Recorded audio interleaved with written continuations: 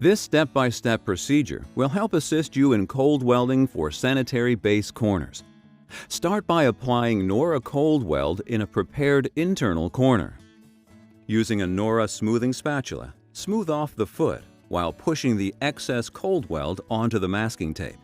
Next, remove the excess cold weld starting at the bottom. You should then carefully remove and dispose of the masking tape. Then, wait approximately 10 minutes so the cold weld develops a slight skin.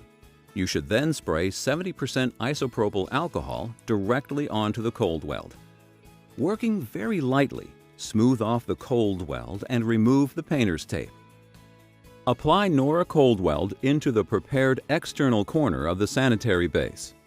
Using a Nora smoothing spatula, smooth off the foot while pushing the excess cold weld onto the masking tape. Next, working up, remove the excess while shaping the cold weld to a slightly rounded form, one side at a time. Then, lightly drag a little of the cold weld over to cover the exposed edge of the sanitary base. Carefully remove and dispose of the tape. Once again, wait about 10 minutes so the cold weld develops a slight skin.